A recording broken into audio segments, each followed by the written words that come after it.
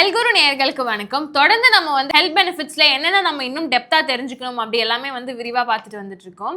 அந்த வகையில இன்னைக்கு எந்த டாபிக் பார்க்க போறோம் அப்படின்னா ஃபிளெக்ஸீட். ஃபிளெக்ஸீட் அப்படின்றது எல்லாருமே ஹெல்த்துக்கு ரொம்ப நல்லது அப்படின்னு சொல்லி எப்படி நம்ம பாதாம் முந்திரி அதெல்லாமே எடுத்துக்கிறோமோ அதே மாதிரி ஃபிளெக்ஸீடியுமே ஆட் பண்ணி எடுத்துட்டு இருக்காங்க. ஆனா அது எதுக்கு எடுக்கிறாங்க, அது உண்மையிலே என்ன பெனிஃபிட்ஸ் இருக்கு அண்ட் அதுல ஏதாவது டிஸ்கம்ஃபர்ட்ஸ் ஏதாவது இருக்கா அப்படின்னு சொல்லி இந்த வீடியோல தெரிஞ்சுக்கலாம். ஃபிளெக்ஸீட் சாப்பிட்ற ட்ரெண்ட் வந்து இப்போதான் வந்திருக்குன்னே சொல்லலாம். இதுக்கு முன்னாடி ஃபிளெக்ஸீட் அப்படின்றது இருந்துட்டு இருந்துச்சு, ஆனால் இவ்வளோ பாப்புலராக இல்லை. இப்போ ஒரு 1-2 இயர்ஸாக தான் எப்படி நம்மளுக்கு வந்து மற்ற விதைகள் எல்லாமே முக்கியம் அப்படின்னு நினைக்கிறாங்களோ அதே மாதிரி ஃபிளெக்ஸீடும் நம்மளுக்கு ரொம்ப ஹெல்தி அப்படின்ற மாதிரி கொண்டு வந்திருக்காங்க. முன்னாடி வந்து நம்ம ஃப்ரூட்ஸ் எல்லாம் சாப்பிட்டோம் அப்படின்னா அதோட சீட்ஸ் எல்லாத்தையும் த்ரோ பண்ணுவோம். ஆனால் இப்போ அதுலேயுமே ஒரு நல்ல பெனிஃபிட்ஸ் இருக்கு. ஸோ பம்கின் சீட் சாப்பிட்டா ஹெல்த்துக்கு நல்லது, வாட்டர்மெலான் சீட் சாப்பிட்டா ஹெல்த்துக்கு நல்லது, அதுக்கப்புறம் செசமி சீட் எடுத்துக்கலாம் அப்படின்ற மாதிரிலாம் நிறைய விஷயங்கள் பார்த்துட்டு வரோம். அந்த வரிசையில் ஃப்ளெக்ஸீடும் எடுத்துக்கலாம் அப்படின்னு சொல்கிறாங்க. ஸோ அந்த மாதிரி ட்ரெண்ட் ஆகிட்டு இருக்கு. ஆனால் ஃப்ளெக்ஸீடில் உண்மையாக எப்படி இன்டேக் பண்ணணும், ஃப்ளெக்ஸீடை ஸ்மூதியில் போட்டு குடிப்பாங்க, சில பேர் வந்து அதை கடிச்சு மென்று சாப்பிடாம அப்படியே சாப்பிடுவாங்க. அப்படி எல்லாமே சாப்பிட்றது நல்லதா கெட்டதா அப்படின்னு சொல்லி டாக்டர்ஸ் கிட்ட கேட்கும் போது என்ன சொல்கிறாங்க அப்படின்னா, ஃப்ளெக்ஸீடை வந்து நீங்கள் 1 ஸ்பூனோ 2 ஸ்பூனோ எடுத்துக்கும் போது ஓகே அதுக்கான பெனிஃபிட்ஸ் கிடைக்கும். ஆனால் நீங்கள் வெயிட் லாஸ் பண்ணணும் இல்லை வெயிட் கெயின் பண்ணணும் அப்படின்னு சொல்லி ஃப்ளெக்ஸீடை எடுத்துக்கிறீங்க அப்படின்னா அது எப்படி ஒர்க் ஆகுது அப்படின்றத நீங்க தெரிஞ்சுக்கணும். அண்ட் அதை எப்படி யூஸ் பண்ணணும் அப்படின்றத நீங்க தெரிஞ்சுக்கணும் அப்படின்னு சொல்றாங்க. ஃபிளெக்ஸீட் அப்படின்றது ஒரு ஆயில் சீட் அப்படின்ற மாதிரி சொல்லப்படுது. எப்படி நம்மளுக்கு வந்து சன்ஃப்ளவர் சீடு, கோகோனட் சீட், அப்புறம் செசமி சீட்ல எல்லாம் ஆயில் எடுக்கிறாங்களோ அதே மாதிரி தான் ஃபிளெக்ஸீட்ல இருந்தும் ஆயில் எடுப்பாங்க. அதுக்காக தான் யூஸும் பண்ணிட்டு இருக்காங்க. ஆனா இதை வந்து நம்ம எப்படி தனியா இன்டேக் பண்ணணும், இதோட பெனிஃபிட்ஸ் என்னென்ன அப்படின்னு கேட்கும் போது 100 கிராம் ஃபிளெக்ஸீட்ல எவ்வளவு நியூட்ரிஷன் கண்டென்ட் இருக்கு அப்படின்றத இப்ப பார்க்கலாம். கேலரிஸ் வந்து 534, புரோட்டீன் 18 கிராம் இருக்கு, டோட்டல் ஃபேட் வந்து 42 கிராம்ஸ், சேச்சுரேட்டட் ஃபேட் வந்து 3.5 grams, mono unsaturated 7.5 grams, poly unsaturated fats வந்து 28 கிராம்ஸ், கார்போஹைட்ரேட் 28 கிராம்ஸ். 100 கிராம் ஃபிளெக்ஸீடை நம்ம இன்டேக் பண்ணும்போது இவ்வளோ விஷயங்கள் கிடைக்குது. ஆனால் மோனோ அன்சாச்சுரேட்டட் அப்படின்றது எல்லா இதுலையுமே அதிகமாக கிடைச்சா அது நல்லது அப்படின்ற மாதிரி மற்ற நியூட்ரிஷன் ஃபுட்ஸ்லாம் நம்ம கேள்விப்பட்டிருப்போம். பாலி அன்சாச்சுரேட்டட் வந்து எல்லாத்துலேயுமே கம்மியாக தான் இருக்கும், அதை வந்து அதிகமாக இன்டேக் பண்ணக்கூடாது அப்படின்ற மாதிரியும் டாக்டர் சொல்லுவாங்க. ஆனால் ஃபிளெக்ஸீடை பொறுத்த வரைக்கும் பாலி அன்சாச்சுரேட்டட் ஃபேட் அப்படின்னு இருக்குல்ல, இது வந்து நம்மளோட பாடிக்கு ரொம்பவே முக்கியமான விஷயமா இருக்கு. பாலி அன்சாச்சுரேட்டட் அப்படின்றது 28 கிராம்ஸ் இருக்கு. 100 கிராம் ஃபிளெக்ஸீட்ல 28 கிராம்ஸ் பாலி அன்சாச்சுரேட்டட் ஃபேட் இருக்கு. இது வந்து நமக்கு ஒமேகா 3 ஃபேட்டி ஆசிடா கன்வெர்ட் ஆகுது. இது வந்து ஹெல்த்துக்கு ரொம்ப நல்லது. சன்ஃப்ளவர் ஆயிலையோ இல்ல சன்ஃப்ளவர் சீடையோ கம்பேர் பண்ணும்போது நமக்கு பாலி அன்சாச்சுரேட்டட் ஃபேட் வந்து கம்மியா தான் இருக்கு. சன்ஃப்ளவர் சீட்ல 100 கிராமுக்கு 18 கிராம் தான் வந்து பாலி அன்சாச்சுரேட்டட் கிடைக்குது. ஆனா அது ஹெல்த்துக்கு நல்லது இல்லை அப்படிங்கிற மாதிரி சொல்றாங்க. ஆனா ஃபிளெக்ஸீடை பொறுத்த வரைக்கும் பாலி அன்சாச்சுரேட்டட் வந்து ஹெல்த்துக்கு ரொம்ப நல்லது, அதை நம்ம கண்டிப்பா இன்டேக் பண்ணிக்கலாம் அப்படிங்கிற மாதிரியும் ஒரு விஷயம் இருக்கு. ஃபிளெக்ஸீடை பொறுத்த வரைக்கும் ஆன்டி ஆக்சிடென்ட்ஸ் அப்படின்றது அதிகமா இருக்கு. இந்த ஆன்டி ஆக்சிடென்ட் நம்மளோட பாடியில எப்படி செயல்பட போகுது அப்படின்னா, நம்மளோட ஸ்கின்னுக்கும் சரி நம்மளோட பாடியில இருக்க ஆர்கன்ஸ்க்கும் சரி எல்லாத்துக்குமே வந்து ஆன்டி ஆக்சிடென்ட் அப்படின்றது ரொம்பவே தேவையான விஷயமா இருக்கு. இதை வந்து கொடுக்கறதுக்கு ஃபிளெக்ஸீட் வந்து ரொம்பவே யூஸ்ஃபுல்லாக இருக்கு. ஆனால் அது எவ்வளோ கிராம்ஸ் ஒரு நாளைக்கு நம்ம இன்டேக் பண்ணுறோம் அப்படின்றதுலையும் ஒரு விஷயம் அடங்கி இருக்கு. விமென்ஸ்க்கு வந்து breast cancer, ovary cancer, PCOD problems, thyroid problems இதெல்லாமே ரொம்ப நார்மல் ஆகிட்டு வருது. இதை பற்றி நம்ம முன்னாடி பேசிட்டும் இருந்திருக்கோம். ஆனால் ஃபிளெக்ஸீட் நம்ம வந்து டெய்லி இன்டேக் பண்ணுறதுனால ஒரு ஷாக்கிங்கான ரிசல்ட் வந்து நம்மளுக்கு கிடைக்க போகுது அப்படின்னு சொன்னால் நம்ப முடியுதா? விமென் வந்து ஒரு குறிப்பிட்ட பர்சன்டேஜ், ஒரு குறிப்பிட்ட கிராம் ஃபிளெக்ஸீடை வந்து டெய்லி இன்டேக் பண்ணலாம். ஆனால் அதுவே வந்து மென்ஸ்க்கும் அப்ளிகபிள் ஆகுமா அப்படின்னு கேட்டால் கண்டிப்பாக கிடையாது. ஏன் அப்படின்னா மென்ஸ்க்கு வந்து மசில் டிஃப்ரென்ஸ் எல்லாமே இருக்கும். ஸோ ஃபிளெக்ஸீட் வந்து அவங்க இன்டேக் பண்ணிக்கலாம், சும்மா கொஞ்சமாக ஒரு ஸ்பூனோ 2 ஸ்பூனோ இன்டேக் பண்ணிக்கலாம். ஆனால் விமென்ஸ் பொறுத்த வரைக்கும் எப்படி சொல்கிறாங்க அப்படின்னா, நம்மளுக்கு ஒபீஸ் இருக்கும் போதோ இல்லை வந்து நம்ம கேன்சர்லேருந்து ப்ரிவென்ட் பண்ணிக்கணும் அப்படின்னா நம்ம கண்டிப்பாக 20 to 30 கிராம்ஸ் ஆஃப் ஃபிளெக்ஸீடை வந்து நம்ம டெய்லி இன்டேக் பண்ணணுமா. நம்ம பிரெஸ்ட்டுக்கு போகக்கூடிய நர்வ்ஸ் அண்ட் மசில்ஸ் எல்லாத்தையுமே ப்ராப்பராக கொண்டு போகிறதுக்கு வந்து ஃபிளெக்ஸீட் ரொம்ப ஹெல்ப் பண்ணுது. மெடிக்கல் டேர்மில் EPA அண்ட் DHA அப்படின்னு சொல்கிறாங்க. DHA வந்து நம்மளோட போன் ஹெல்த்துக்கு வந்து ஹெல்ப் பண்ணும் அப்படின்ற மாதிரி நம்ம கேள்விப்பட்டிருப்போம். EPA அப்படின்றது ஒரு கைண்ட் ஆஃப் ஃபேட், ஆனால் அது குட் ஃபேட்.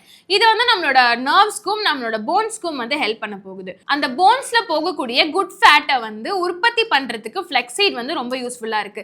ஏன் அப்படின்னா ஒமேகா 3 ஃபேட்டி ஆசிட் ஃபிளெக்ஸீட்ல அதிகமா இருக்கும் அப்படின்னு பேசியிருந்தோம்ல, அந்த ஃபிளெக்ஸீட் வந்து நம்மளோட போன் மசில்ஸை வந்து ஹெல்தியா வச்சுக்கிறதுக்கு யூஸ் பண்ணுது. நிறைய விமென்ஸ்க்கு வந்து போன்ல மசில் ப்ராப்ளம் இந்த மாதிரி நிறைய விஷயங்கள் நம்ம கேள்விப்பட்டிருப்போம். ஒரு விமன் பிறந்ததுல இருந்தே ஒரு பேஸ் ஆஃப் லைஃப் வாழ்ந்துட்டு வருவாங்க. பியூபர்ட்டி அப்படின்னு சொல்லி ஒரு பேஸ் ஆஃப் லைஃப் வரும். அப்போ வந்து அவங்களோட போன் போன்ஸ் எல்லாமே வீக் ஆகும். அதை வந்து ஸ்ட்ரென்தன் பண்றதுக்கு அதுக்கு ஃபுட்ஸ் எடுத்துக்கணும்.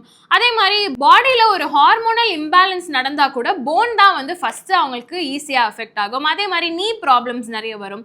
பிரெக்னன்சி ஜர்னியை வந்து கோ த்ரூ பண்ணுவாங்க. அண்ட் இது நடுவில் வந்து தைராய்டு, பிரெஸ்ட் கேன்சர் அந்த மாதிரியான விஷயங்கள் கூட இப்போ நம்ம நிறைய பார்க்க முடியுது. அந்த மாதிரி விஷயங்களை கூட அனுபவிச்சுட்டு வருவாங்க. அப்படி இருக்கும்போது அவங்களோட போன் ஹெல்த் அப்படின்றது ரொம்பவே முக்கியமான விஷயமா பார்க்கப்படுது இல்லையா? அதுக்காகவே வந்து ஃப்ளெக்ஸீடை கண்டிப்பாக இன்டேக் பண்ணலாம். எப்படி நம்ம மற்ற சீட்ஸ்லாம் நம்ம டெய்லி இன்டேக் பண்ணணும் அப்படின்னு நினைக்கிறோமோ அதே மாதிரி ஃப்ளெக்ஸீடை கண்டிப்பாக தாராளமாக இன்டேக் பண்ணிக்கலாம். எந்த ஒரு சைட் எஃபெக்ட்டும் வராது அப்படின்னு சொல்லி டாக்டர் சொல்கிறாங்க. பிரெயின் அண்ட் நர்வ்ஸ்க்கு வந்து ஃப்ளெக்ஸீட் கண்டிப்பாக யூஸ் ஆகுது அப்படின்னு சொல்கிறாங்க. எப்படி நம்மளுக்கு ஆல்மண்ட்ஸ் சாப்பிடும் போது மெமரி பவர் அதிகமாகுது அப்படின்னு சொல்கிறாங்களோ அதே மாதிரி ஃப்ளெக்ஸீட் இன்டேக் பண்ணும்போது மெமரி பவர் அதிகமாகுது. நம்மளுக்கு ஒரு நாளைக்கு தேவையான omega 3 fatty acid 1 gram to 2 gram ஃப்ளெக்ஸீடை இன்டேக் பண்ணும் போதே கிடைக்குது. சில பேர் வந்து வெயிட் லாஸ் பண்ணணும்னு நினைப்பாங்க, ஒபீஸா இருப்பாங்க, அவங்களோட கொலஸ்ட்ரால் எல்லாத்தையும் கண்ட்ரோல் பண்ணணும் அப்படின்னு நினைக்கிறவங்களுக்கு ஃப்ளெக்ஸீட் வந்து 1 கிராம் to 2 கிராம் எடுத்தா சரியாகுமா அப்படின்னு கேட்டா கண்டிப்பா சரியாகாது. 1 கிராம் to 2 கிராம் அப்படின்னா ஒரு ஸ்பூன் இல்லைன்னா 2 ஸ்பூன் ஃப்ளெக்ஸீட் தான் வந்து அந்த 1 கிராமோ இல்லை 2 கிராமோ வரும் இல்லையா? ஆனா நம்ம வந்து டெய்லி இந்த மாதிரி கொலஸ்ட்ரால் கண்ட்ரோல் பண்ணணும், வெயிட் லாஸ் பண்ணணும் அப்படின்னு நினைக்கிறவங்க 20 to 50 கிராம்ஸ் ஆஃப் ஃப்ளெக்ஸீடை டெய்லி சாப்பிடணுமா. அதை வந்து வெறும் வயிற்றுல சாப்பிட்றது அந்த மாதிரி கூட இருக்கக்கூடாதான். ஏன்னா வெறும் வயிற்றுல ஒரு நட்ஸை சாப்பிட்றது ஓகே நல்லது, அது ப்ரிஃபரபிள் அப்படின்னு இருந்தாலும் எல்லா நட்ஸுக்குமே அடங்குமா அப்படின்னு கேட்டால் கண்டிப்பாக கிடையாது. அதே மாதிரி எல்லா சீட்ஸையும் வெறும் வயிற்றுல இன்டேக் பண்ணலாமா அப்படின்னு கேட்டால் கண்டிப்பாக கிடையாது. ஸோ ஃப்ளெக்ஸீடை வந்து நம்ம வெறும் வயிற்றுல இன்டேக் பண்ணணும் அப்படின்றதுக்கான எந்த ஒரு அவசியமும் கிடையாது. அதே மாதிரி நம்ம 20 to 50 கிராம் ஆஃப் ஃப்ளெக்ஸீடை டெய்லி இன்டேக் பண்ணும்போது தான் கொலஸ்ட்ரால் கண்ட்ரோல் ஆகும் அண்ட் வெயிட் லாஸ்க்கும் ஹெல்ப்ஃபுல்லாக இருக்கும். அப்படி கொலஸ்ட்ரால் கண்ட்ரோல் பண்ணுறதுக்கும் வெயிட் லாஸ்க்கும் வந்து நம்ம தொடர்ந்து ஃப்ளெக்ஸீடை எடுத்துகிட்டு வந்தோம் அப்படின்னா டெய்லி வந்து ஒரு 10 to 15 கிராம் ஆஃப் கொலஸ்ட்ரால் வந்து குறையிறதுக்கு வாய்ப்பு இருக்குது. ஆனால் அதில் வந்து நான் டெய்லி ஃப்ளெக்ஸீட் எடுக்கிறேன் ஆனால் நான் வேறு எந்த ஃபுட்டையும் கண்ட்ரோல் பண்ணலை அப்படின்னு சொல்கிறவங்களுக்கு எல்லா ஃபுட் அண்ட் டயட் ஃபாலோ பண்ணுறவங்க இந்த மாதிரி விஷயங்களை ஃபாலோ பண்ணிக்கலாம். ஃப்ளெக்ஸீடை டெய்லி எடுத்துக்கிட்டா தான் பெனிஃபிட்ஸ் கிடைக்குமா அப்படின்னு கேட்டால் கண்டிப்பாக கிடையாது. அதே மாதிரி நம்ம வெறும் வயிற்றுல தான் ஃப்ளெக்ஸீட் இன்டேக் பண்ணோமா அப்படின்னு கேட்டதுக்கும் கண்டிப்பாக கிடையாது அப்படின்னு சொல்லிட்டேன். எப்படி தான் ஃப்ளெக்ஸீடை இன்டேக் பண்ணோம் அப்படின்னு கேட்கும்போது நார்மலாக இப்போ நீங்கள் ஒரு டயட்குள்ளே வர போகிறீங்க அப்படின்னா மார்னிங் ஒரு ஸ்மூதியோ அந்த மாதிரி ஏதாவது குடிப்பீங்கல்ல, அந்த ஸ்மூதியில் ஃப்ளெக்ஸீடை ஆட் பண்ணிக்கலாம்.